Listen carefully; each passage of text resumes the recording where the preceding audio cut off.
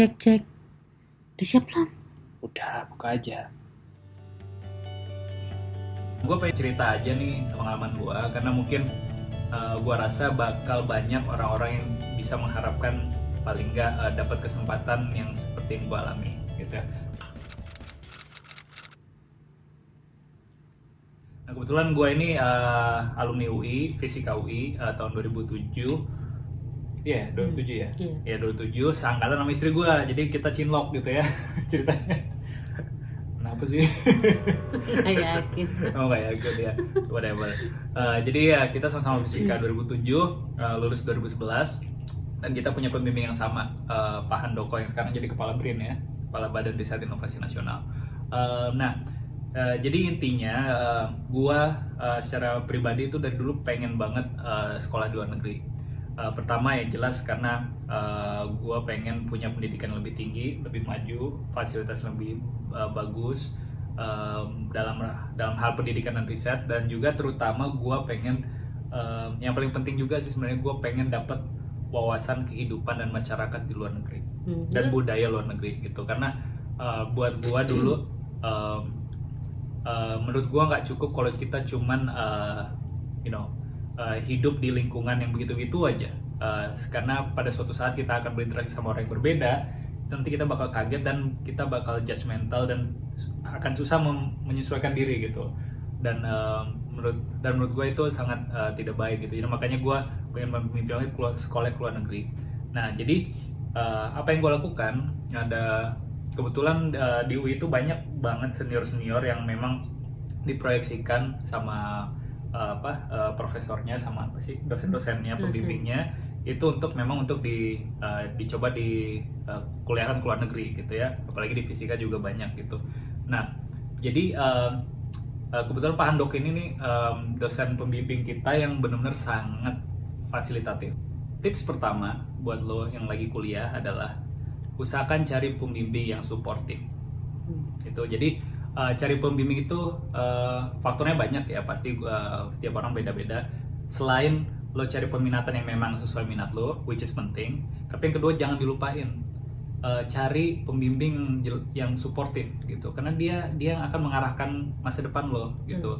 Apa yang lo pengenin, dia yang bakal membantu lo gitu, cari jalannya, cari tips-tipsnya. Terus kalau lo lagi down, dia yang bakal ngangkat lo gitu, bukan malah menjatuhkan lo gitu. Jadi itu penting banget. Yang pertama, cari bidang sesuai minat lo, plus cari pembimbing yang suportif. Itu paling penting. Juga kalau tujuan lo pengen kuliah ke luar negeri kayak gue gitu ya, cari pembimbing yang suportif. Pembimbing suportif. Terus yang kedua adalah cari channel senior-senior yang udah pernah ke luar negeri. Itu penting banget ya kan, karena dari mereka karena mereka udah pernah kesana, udah pernah menjajal prosesnya. Mereka lah kunci yang bisa tahu menjelimet dan tantangannya dan gimana caranya bisa lulus gitu, karena mereka mengalami sendiri. Kalau pembimbing itu mensupport dari belakang, tapi senior itu yang menarik dari depan gitu. Mereka tahu kunci-kuncinya nih dan nasihat-nasihatnya gitu, jatuh bangunnya mereka ngerasain gitu kan.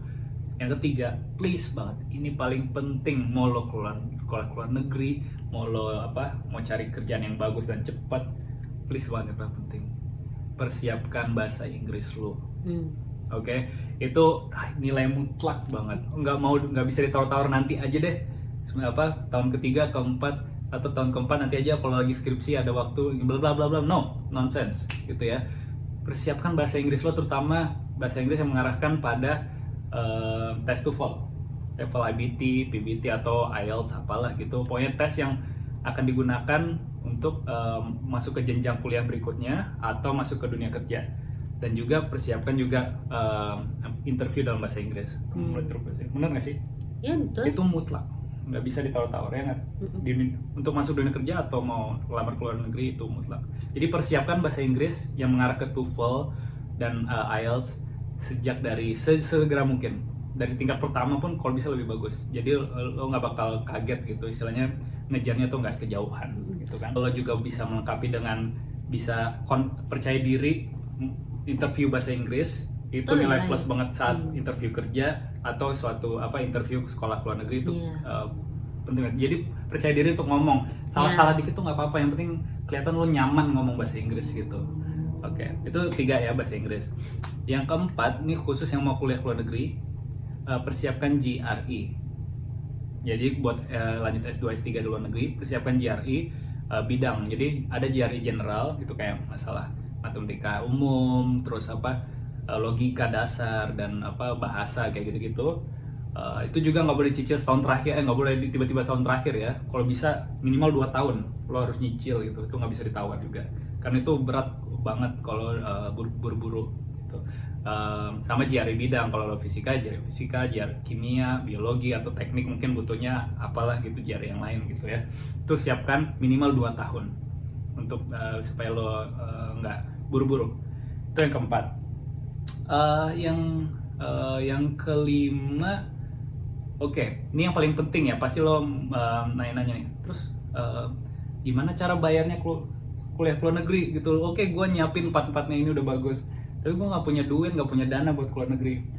Jangan khawatir, rata-rata memang kalau memang lo udah nyiapin 4-4-nya ini dan lo dari perguruan tinggi yang menjanjikan, dapat surat rekomendasi dari pembimbing yang menjanjikan dan semuanya itu, rata-rata memang jalur kita tuh jalur beasiswa full gitu. Full beasiswa maksudnya adalah ya literally lu free, sekolah free, dapat duit karena lo ngajar atau asisten lab, bisa hidup di sana bahkan tanpa dikirim orang tua gitu loh. Jadi tenang aja bahwa memang mayoritas orang yang mau lanjut kuliah ke luar negeri itu memang mengejar beasiswa full itu. Dan untuk di Amerika yang udah gue alami, ya lo istilahnya tinggal daftar aja misal ke 5 perguruan tinggi, 10 perguruan tinggi, dan rata-rata kalau lo keterima program master to PhD, mereka menawarkan program total free sampai lulus. Bukan itu doang, mereka ngasih stipend. Ya, stipend itu adalah kayak gaji. Jadi lo akan jadi asisten nilai-nilai ujian mahasiswa, atau jadi asisten lab atau ngajar, dan itu lo akan dikasih gaji buat hidup, living cost ya. Living cost. Jadi lo nggak perlu takut gitu. Mau dari background apapun, lo nggak perlu takut. Terutama di Amerika itu banyak banget, entah ratusan ribuan perguruan tinggi di Amerika, semuanya punya porsi untuk ngasih beasiswa dan stipend. Coba aku recap ya. Yeah. Jadi kalau mau kuliah ke luar negeri biasanya, kalau yang kamu jalanin itu pertama cari beasiswanya dulu, gitu kan, melalui dosen yang udah punya channel. Abis itu kamu ngajuin untuk jadi asisten lab untuk sebagai living cost-nya gitu ya. Berarti beasiswanya sendiri dapat untuk biaya kuliahnya aja gitu kan. Sementara living cost-nya sendiri itu asisten itu, jadi asisten dosen, asisten lab. Betul sekali. Berarti secara totalnya jadi itu free ya.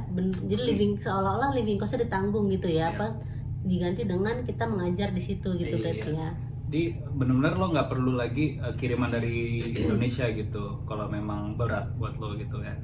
Jadi ya itulah 5 itu yang benar-benar lo harus perhatikan gitu. Jadi itu akses terbuka. Jadi karena gue sebenarnya sedih kenapa mahasiswa Indonesia di Amerika tuh dikit banget dibandingkan bahkan Thailand yang penduduknya sepertiga kita ya kayaknya. Ya kayaknya sepertiga kita. Dibandingin Vietnam, dibandingin Filipina. Ya memang Vietnam, Filipina ada sejarah sama Amerika ya, cuman mungkin nggak tahu ya, dibandingkan Malaysia juga mungkin lebih dikit, nggak tahu ya gue angka. Cuman Indonesia, karena rata-rata orang Amerika yang pernah gue temuin, mereka tuh nggak pernah ketemu orang Indonesia sama sekali. Even kadang-kadang mereka nggak tahu Indonesia, taunya Bali. Iya itu, aduh ya sayang sih ya.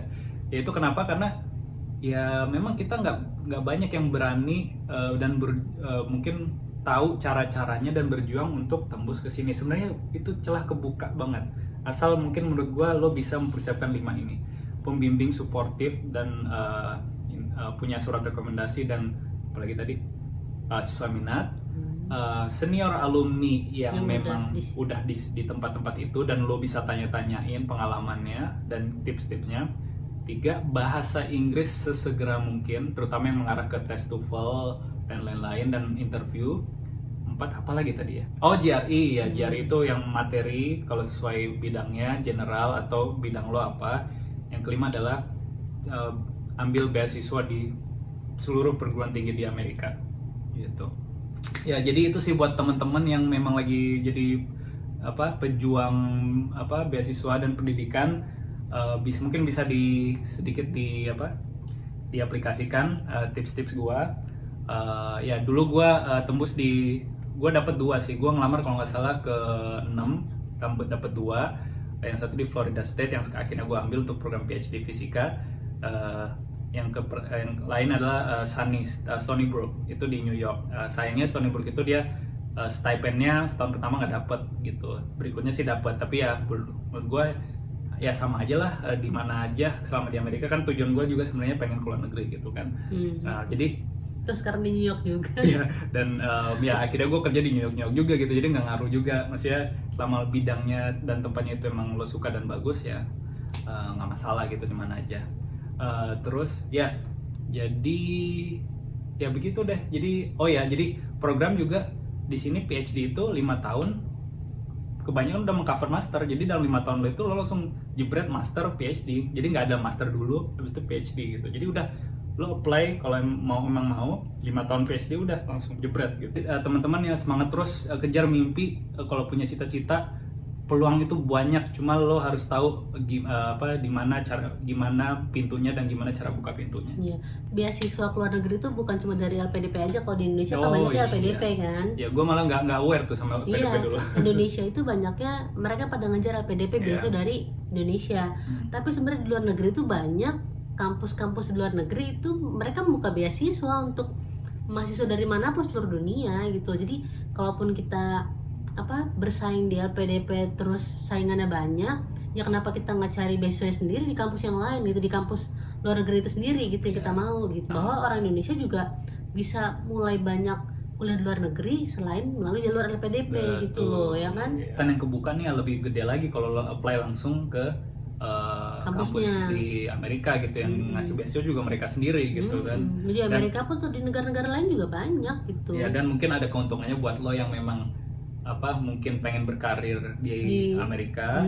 Ya dengan dapat beasiswa langsung dari mereka lo nggak terikat gitu. Lo nggak harus pulang, lo harus ya lo bebas aja gitu. Istilahnya benar-benar bebas. Ya jadi gitu. Jadi semangat terus kejar mimpi lo, apalagi kalau demi pendidikan. Ngomongnya panjang lebar tapi mudah-mudahan bermanfaat ya. Iya, nanti kita mudah-mudahan makin sering upload video deh, karena kita benar-benar banyak mau di sharing gitu, karena ya mudah-mudahan bermanfaat. Oke. Sekian ya. Ya kalau ada komen ditaruh aja. Kalau ada saran-saran juga, kalau di like, kalau mau subscribe gitu ya. Oke deh, bye. Ciao. Bye. Thank you.